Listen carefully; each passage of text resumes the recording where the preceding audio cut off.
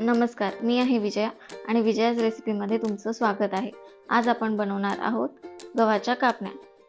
त्यासाठी लागणारं साहित्य आहे 3 कप गव्हाचे पीठ, 1 कप चिरलेला गूळ, खसखस आणि तेल. त्यासाठी सर्वात आधी आपल्याला गुळाचे पाणी करून घ्यायचं आहे. एका सॉसपॅनमध्ये अर्धा कप पाणी टाकलं आहे आणि जो चिरलेला गूळ आहे तो त्यामध्ये टाकायचा आहे.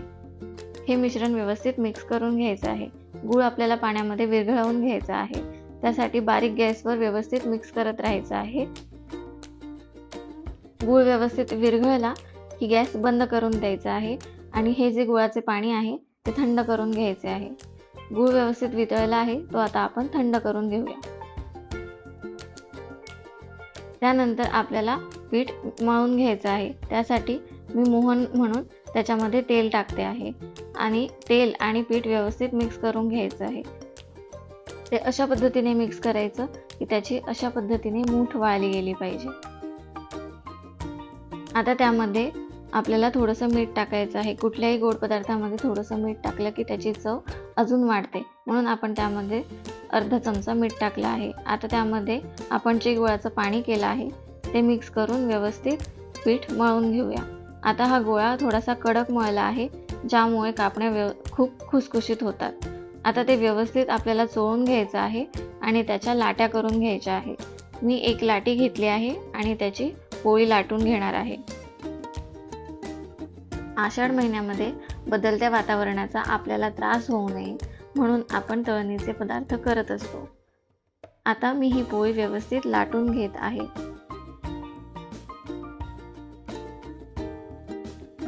पोळी व्यवस्थित लाटून झाली की ती आपल्याला एकदा फोल्ड करून घ्यायची आहे. अशा पद्धतीने फोल्ड करून घेतली तर कापण्या थोड्या खुसखुशीत होतात आणि त्याला चांगले पुडही येतात. आता ही फोल्ड केलेली जी पोळी आहे ती परत आपल्याला व्यवस्थित लाटून घ्यायची आहे.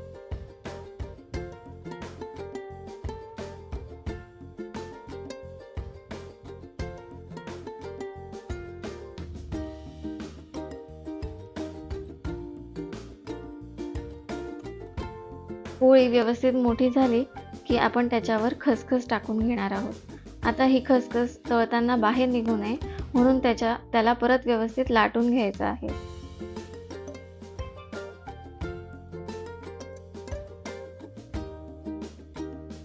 लाटणं अशा पद्धतीने फिरवायचं की खसखस पोळीमध्ये दाबली गेली पाहिजे. आता एका साईडने तर आपण खसखस लावून घेतली आहे. आता दुसऱ्या साईडने सुद्धा खसखस लावून घ्यायची आहे आणि खसखस पसरवल्यानंतर ती लाटण्याच्या साहाय्याने पोळीमध्ये दाबून घ्यायची आहे.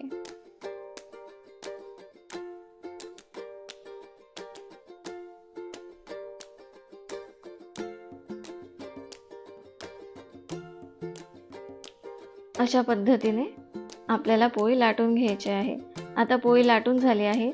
साईडच्या कडा मी काढून टाकते आहे, ज्यामुळे आपल्या कापण्यांना चांगला शेप येईल.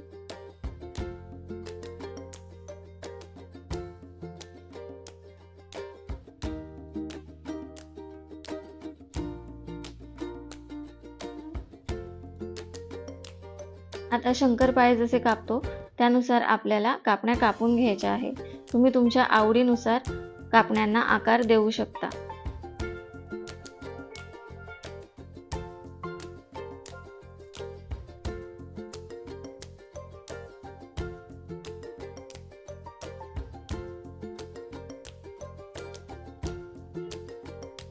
आपल्या कापण्या आता कापून झाल्या आहेत.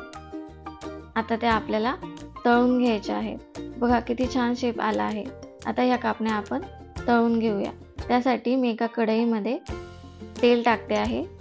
ते तेल व्यवस्थित गरम होऊ द्यायचं आहे आणि मग त्याच्यामध्ये कापण्या आपल्याला तळण्यासाठी टाकायच्या आहे. तुम्ही तेलाच्या ऐवजी तुपाचाही वापर करू शकता. आता मी या कापण्या व्यवस्थित तळून घेते आहे. कापण्या जर आपल्याला खुसखुशीत हव्या असतील तर गॅस मंद ठेवायचा आहे आणि मंद गॅसवर आपल्याला कापण्या व्यवस्थित तळून घ्यायच्या आहे. मंद गॅसवर कापण्या तळल्याने त्या खूप खुसखुशीत होतात.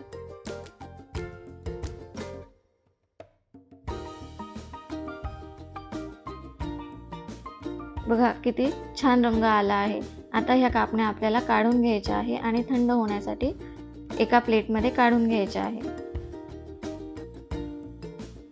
आता मी सगळ्या कापण्या तळून घेते.